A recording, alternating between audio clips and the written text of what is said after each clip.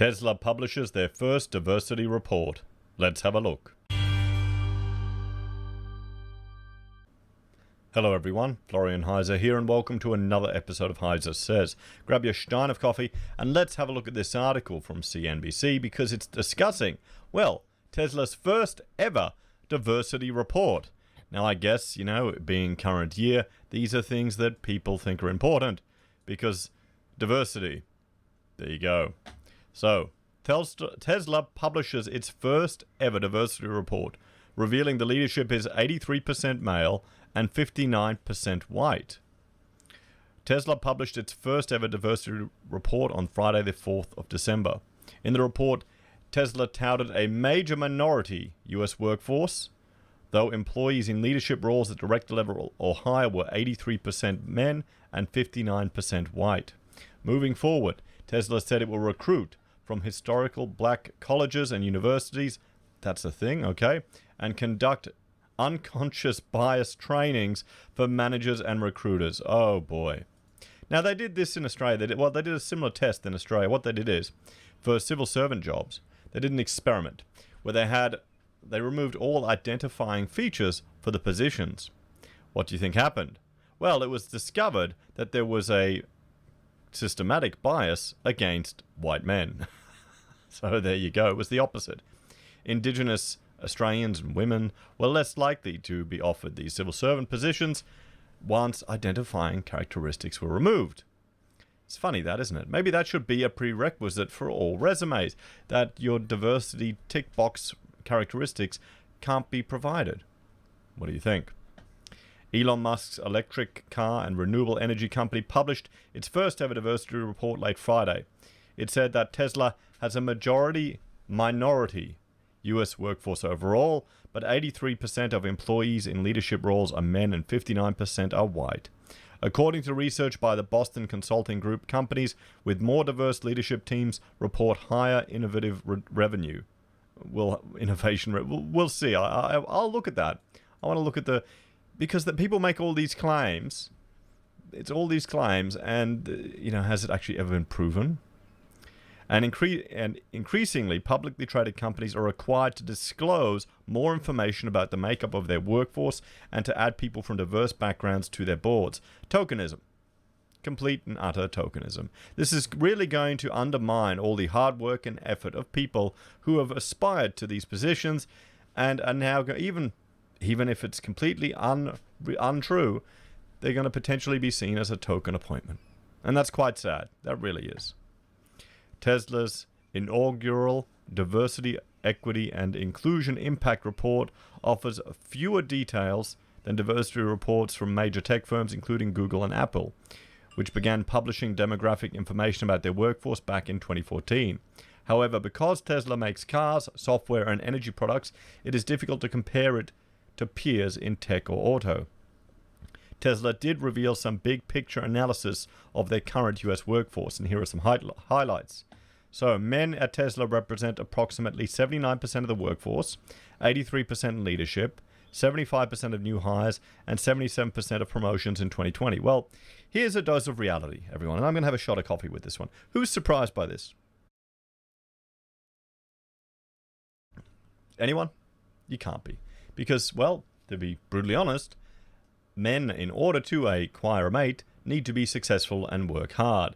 It's been driven into us by culture. That's why. We got nothing to fall back on. So, of course, there are going to be more men working themselves harder, getting promotions. We encountered that in our own business. Rachel found it quite frustrating. She actually pulled one girl aside. Because we'd have staff for us and we'd offer them opportunities. Going, okay, who wants to take the lead on this project? Who can stay back and help us meet this deadline? And it was always the young blokes. Always. The girls would always be gone at 5:30, 5 o'clock, whenever, on the dot. Gone. Didn't care. So, women at Tesla represented approximately 21% of the workforce, 17% of leadership, 25% of new hires, and 23% of all promotions in 2020. What about intersex people, or what about transitioning people? Why aren't they represented here? If you're playing this bullshit diversity identity politics game, you need to up it. Come on, Tesla. Come on. I mean, is this an American thing? Is this going to be coming to Australia? Or maybe I'm just too far removed from the real corporate world. I remember when I started to encounter this at university, like saying that women needed an advantage in architectural practice, I just laughed. I said, you got to be kidding. It doesn't really matter anymore. Maybe for your older generation, but not for younger people. We don't care. Maybe that's it. You know, it comes down to your ability. But I tend to hope that one would aspire to live in a merit-based society, not a society based on ticking checkboxes. So Black and African American employees at Tesla represent approximately 10% of the workforce, 4% of the leadership, 12% of new hires, and 10% of promotions.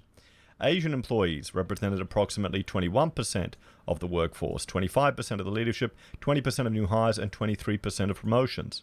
Hispanic and Latino or Latina employees represented approximately 22% of the workforce, 4% of leadership, 27% of new hires, and 24% of promotions.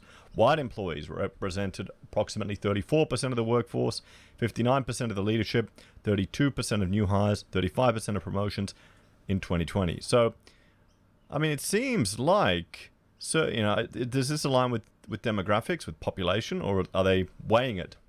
I mean, you know, we know they're based in California, so. Tesla counted people from Pacific Islander, Native American, Native Hawaiian, Alaskan Native communities as part of an additional group's categories. Employees I mean, here's the thing. Would you feel comfortable giving this information to your employer so they can report on it? I mean, wouldn't this be insulting to you? I guess. How many bald-headed German descent people do they have there? You know, that's what I want to know. Where's that demographic? Employees in Tesla's additional groups category represented approximately 7% of the workforce and 1% of the leadership. Doesn't look like they got any promotions, is it? Or new hires. Tesla's debut diversity report did not break out how many of its employees identified as having a disability. Also, the gender-related data is approximate, as Tesla did not include figures on non-binary and gender non-conforming employees. The report also lacks a discussion of employee attrition or retention rates, and it excludes intersectional analysis. Well, what a crock this is. Think about it. There are people who have gone to university, who have studied, who have built a career on this type of garbage. This adds no value to a business at all. Absolutely none. And they're creating reports and they're using this type of stuff. It's fed into human resources. It's really going to undermine businesses. None of this stuff should really make a difference. If you've got the right skills and the work ethic, then you should get the job. Your race and gender should not really be relevant to working in a Tesla, making electric cars, should it? I guess it does. You know, this is, in many ways, I find this quite disgusting, this type of thing. The same thing happened at the Institute of Architects. Here in Australia, they brought in policies to prefer women for certain new positions. They wanted to push for gender equality in just numerical basis on these committees, which is ludicrous. That means, among other things, it's hard to ascertain whether employees in underrepresented groups resign from or were dismissed by Tesla at a higher rate than white colleagues. The company was not immediately available for comment when contacted by CNBC earlier Saturday. Oh, that's going to look bad. I mean, oh, come on. You get all the stereotypes here coming out. Oh, they were all fired. Oh, sick day. This is terrible. Is this what it's come to now? Attrition is an especially important metric for Tesla. The company offers equity in Tesla as part of its compensation for all roles and uses this promise as a recruiting tool. The longer an employee stays, the more shares they may be able to purchase or vest. The lack of intersectional analysis in the Tesla diversity report also obscures whether, for example, people of color at Tesla are promoted at the same rate as white people, or whether people of color who are military veterans are hired more or less often than white veterans. Is this important to Americans, guys? Let me know in the comments. This all seems rather ludicrous to me. It may just I'm approaching this from someone from a foreign culture who could not handle the corporate environment too long and had to start my own business. I did a stint. about a year and a half working under government departments and just seeing the culture shock between the work ethic to the private sector was enough for me. Overall, Tesla's diversity report said veterans currently make up about 4% of the company's US workforce. The report follows a number of allegations of discriminatory treatment at Tesla from employees and former employees over the years. Tesla has denied wrongdoing.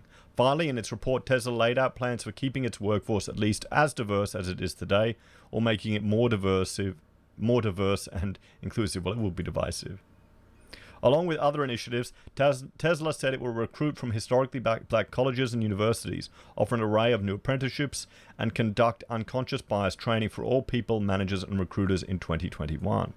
Well, I mean, if you're gonna help communities in need, target the universities.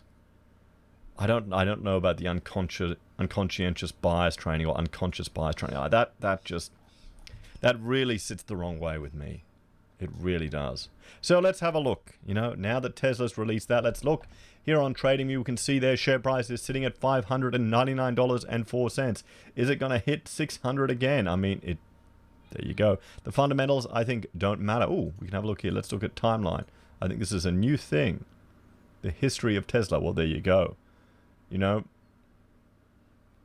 Just rocketing to the moon. Oh, this is new. I like this. So market cap crosses $500 billion. Tesla is now worth $500 billion. $500 billion. Everyone. Wow. So if we jump back here, let's look at the technicals are saying buy. And we looked at yesterday where, people were shorting Tesla. Everyone. What was his name? Michael Burry was shorting Tesla, as we saw here. I mean, do you have the cojones to do it, guys? Let's have a look at some of the ideas. Shorting Watch Party. Tesla S&P hype will drive it to $800. And then shorting. So there you go. 800 and then short. And what are they predicting? Shorting Watch Party. I mean, we'll have to see, guys, how it goes. Have you invested in Tesla, everyone? Are you watching it to see how it goes? Or are you planning to short it? I mean, is it just hype? If you look at the actual number of cars that they make, it doesn't make any sense. But that's the world we're living in now. As always, thanks for watching. Please like, share, and subscribe to the channel. Let me know your thoughts and opinions in the comments down below. If you're a fan and want to support the content I create here, there are a few ways you can. You can join us on YouTube or Patreon. You can support us using our affiliate links from Amazon, eBay, Independent Reserve, or Aussie Broadband. You can buy our merch from Teespring or the Heise Says website. You can support us using Gold Pass from the Perth Mint or via PayPal. Take care, have a great day, and I will see you all in the next episode. Bye for now.